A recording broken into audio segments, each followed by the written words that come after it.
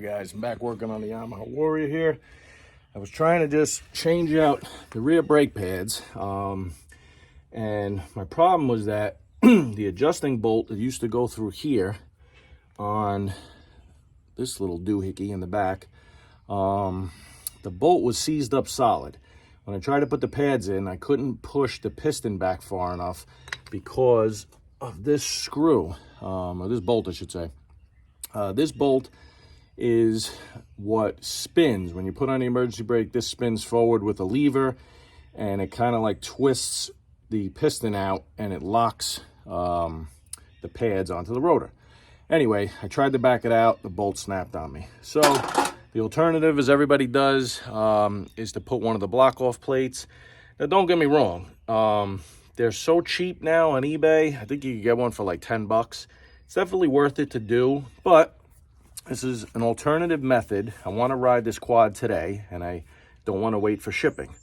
So I was looking at this little cap, and I'm like, all right, I could weld this up. I have an aluminum welder, but most guys don't.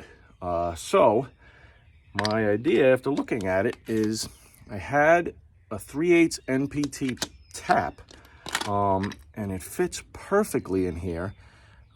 It doesn't cut the deepest of threads, but I didn't go down too deep yet. Only went about halfway. So I'm going to run this tap down, completely down, and then I found a 3/8 steel plug, or I found this hollow. This might be better because the piston has that shaft that sticks out.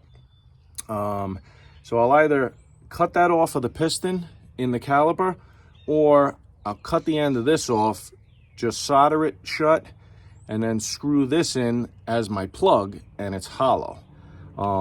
Now, you might say, okay, well, the normal guy doesn't have a 3/8 NPT tap laying around. Okay, how about drilling 4 little holes in here and tapping them with something like a 1/8 tap and making a little cap with some RTV sealer? That could work.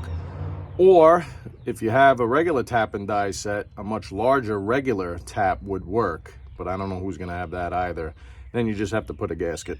But anyway, I'm going to show you how I do mine, and we'll see if it works.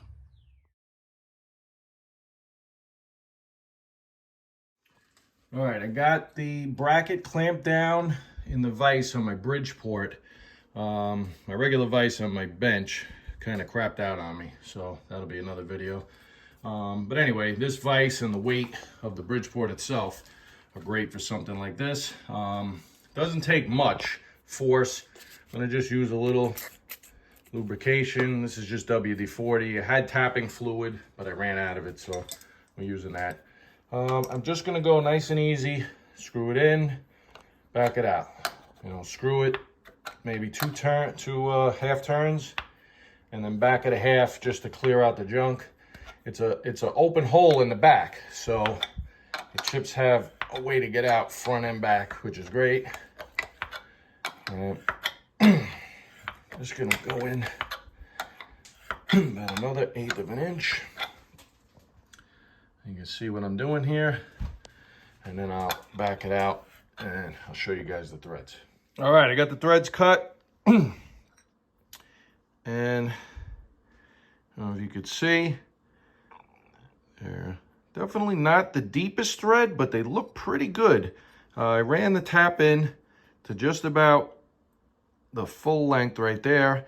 And as you guys know, NPT threads are tapered. So the farther I ran the tap in, the deeper the threads. Then I think I'm going to go with this brass fitting. I could just cap it. Actually, you know what? I might just use this. Maybe I'll just give it a quick coat of paint. It already has sealant on there, which is pretty funny. I was worried that the stem on the back of the piston on the brake caliper is going to hit this, but it actually screws in really tight, and it's not even flush with the end here. So I might just add a little bit more sealant, but there's definitely some on here already. I just have a plumbing bin that I keep a whole bunch of all this junk laying in. So I just pulled these out of there. I'm definitely just going to give it a quick little extra bit of sealant, pipe dope. I have one that's rated for like gasoline and chemicals and stuff like that. But I think you'd be fine with Teflon tape. And then just going to screw that in.